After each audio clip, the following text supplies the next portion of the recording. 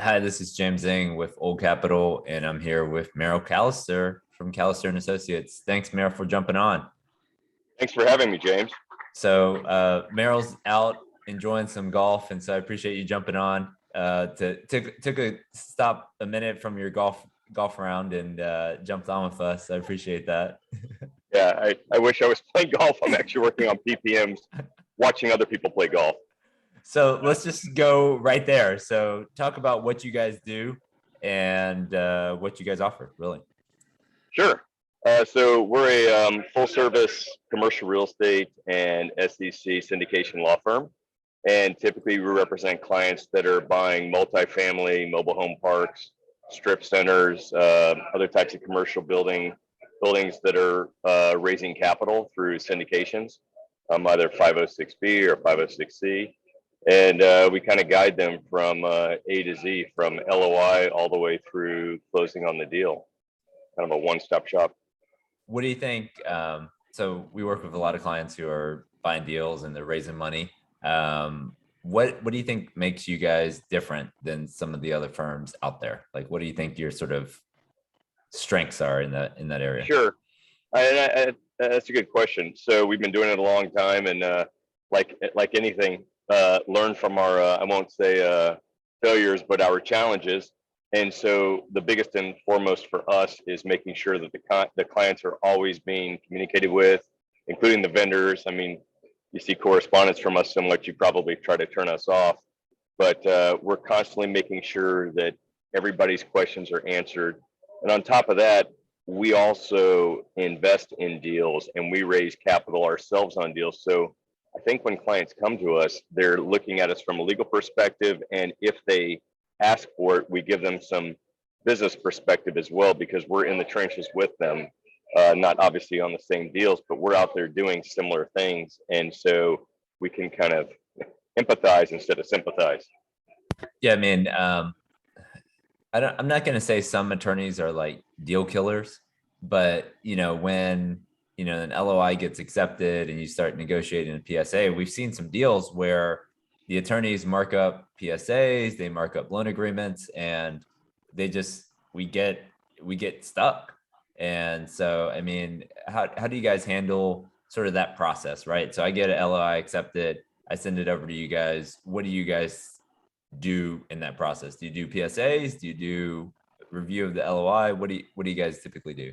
Yeah, so typically, even with non-clients, we'll suggest people that are looking to use us or engage us when they get their first deal or their next deal to run the LOI by us.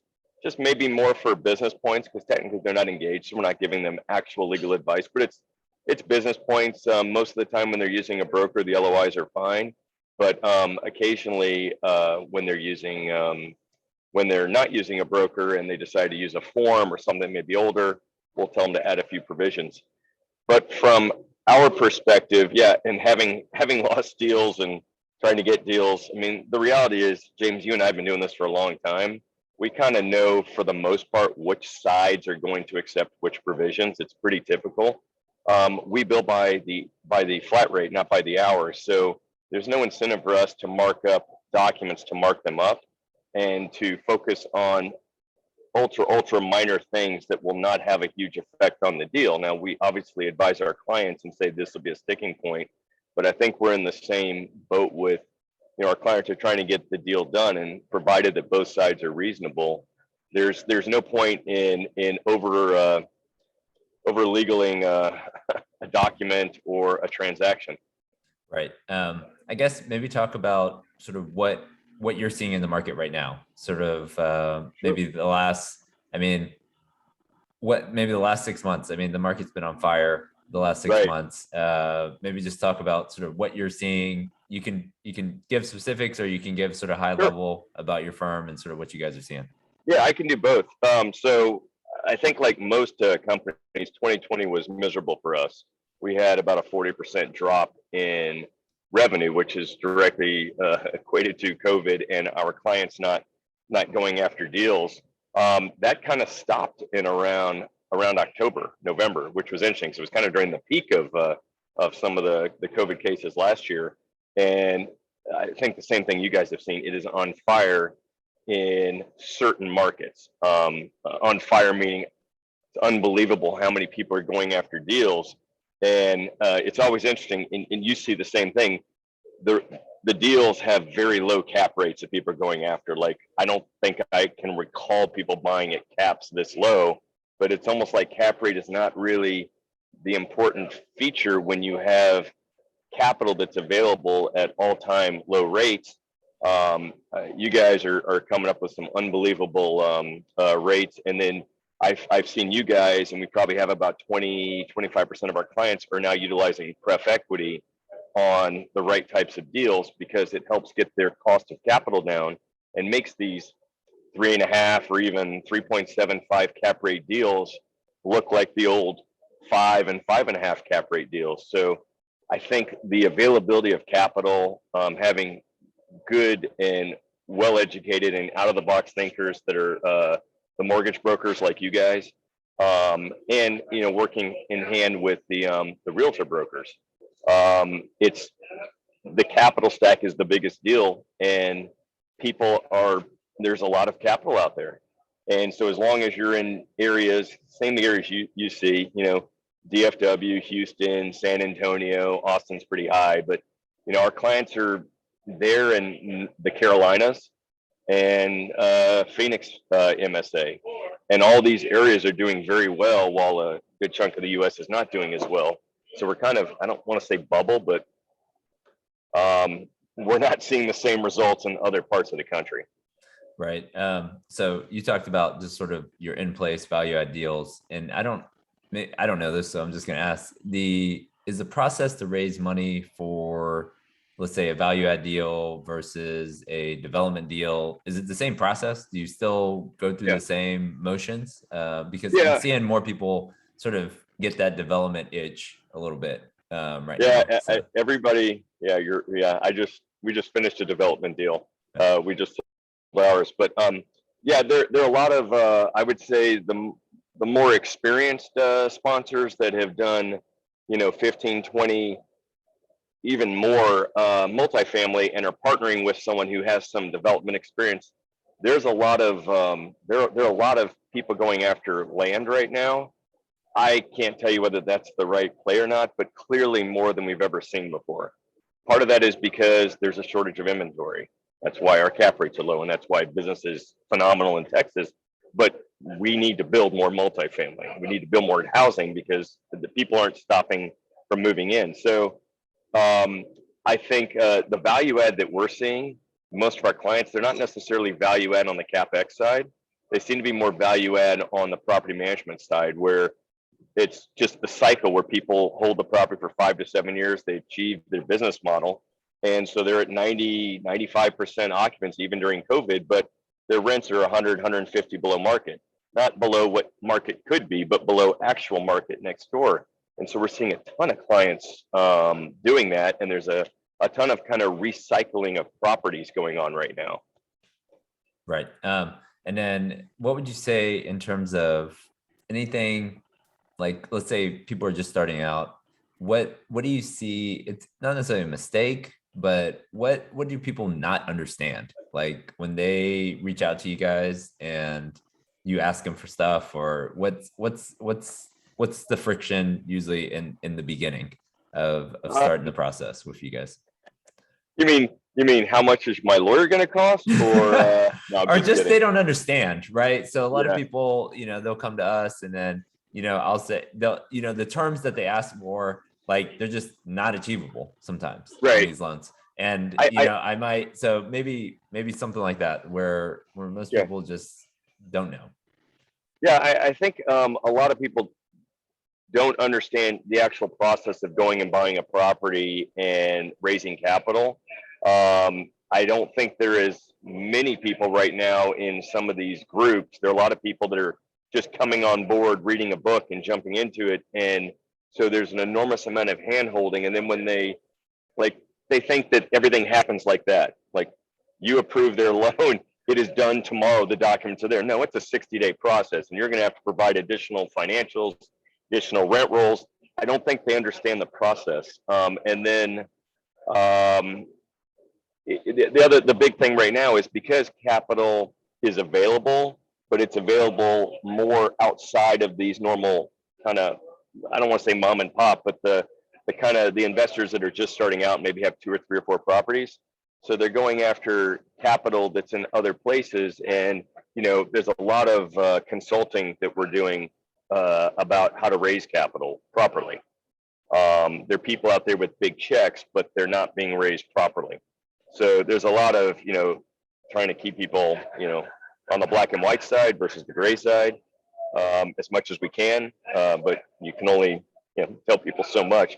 But yeah, so I just, again, I think it's more of, it's scary because people are jumping into deals, like they close one, they're in a deal the next month, in a deal the next month. And so what's happening is they're not building out teams to add to kind of the workload they're bringing on. And so that's the biggest problem. They don't understand how to expand.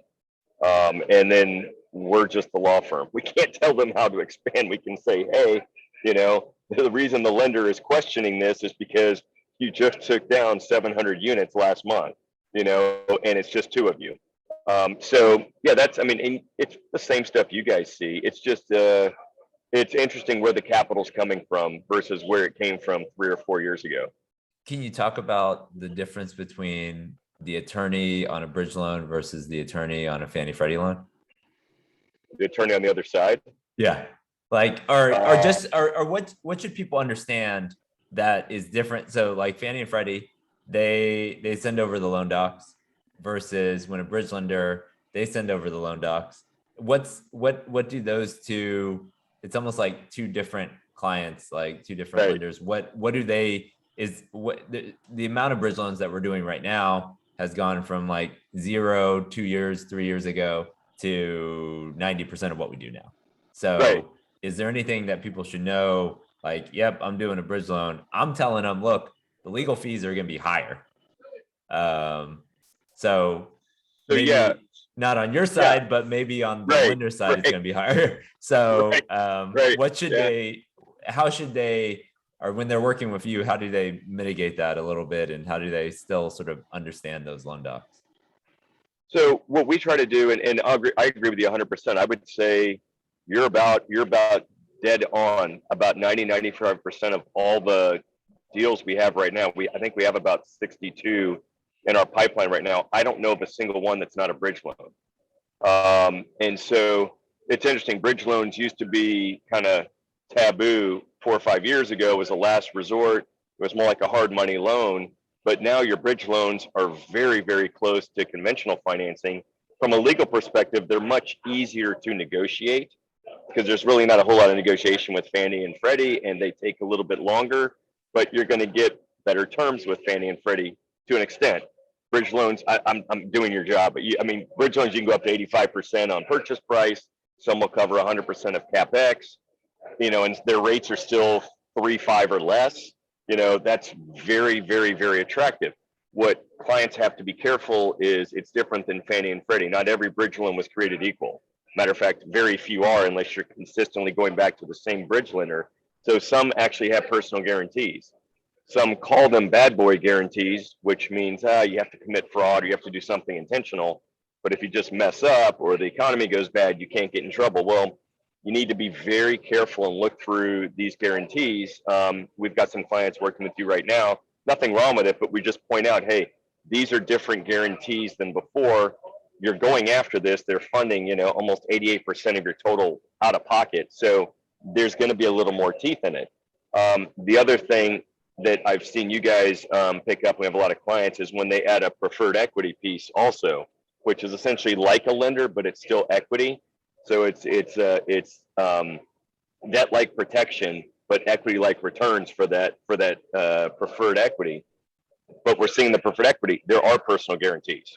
Those are not bad boy or bad girl guarantees. They are personal guarantees. So everything's peachy, but at the end, if you don't make your final payment at the end of the term, all of a sudden it reverts to a personal guarantee on the owners, the sponsors, whoever signed it. So you guys see it, but it's me being a former corporate bankruptcy lawyer too. I always look at what's the worst thing that could happen, and you guys focus on the best things, which is perfect.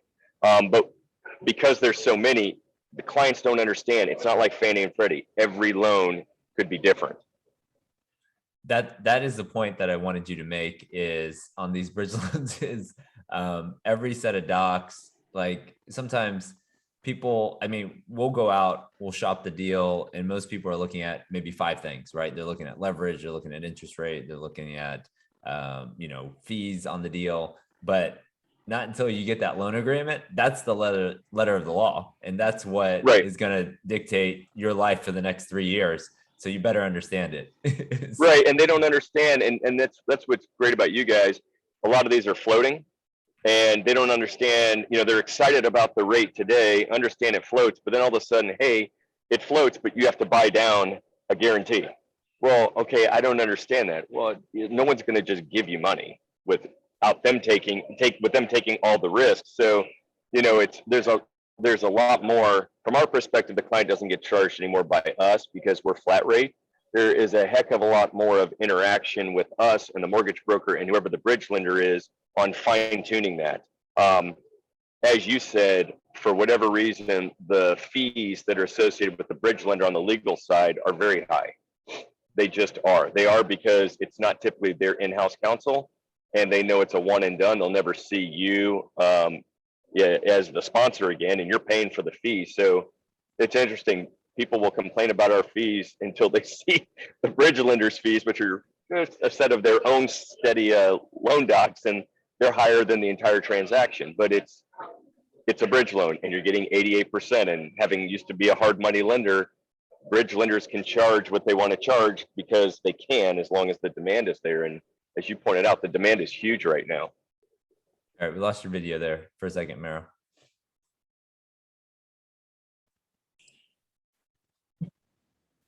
So Merrill, what's the best way for people to reach out to you to get more information about getting started with you guys on whether it's PPM or any of these other items?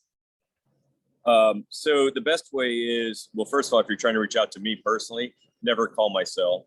My wife doesn't call my cell, except she did a second ago, but never call my cell because I just don't answer it. The easiest way to reach out to us is team, TEAM, at Kaliser, KALISER, law, LAW.com. That goes to everybody in the firm, the lawyers, the paralegals. One of us will reach out to you guys, whoever has questions. Don't be afraid to ask questions. We don't charge to answer questions. We don't charge for a consultation. We want to make sure it's the right fit and make sure you actually even need to get a syndication.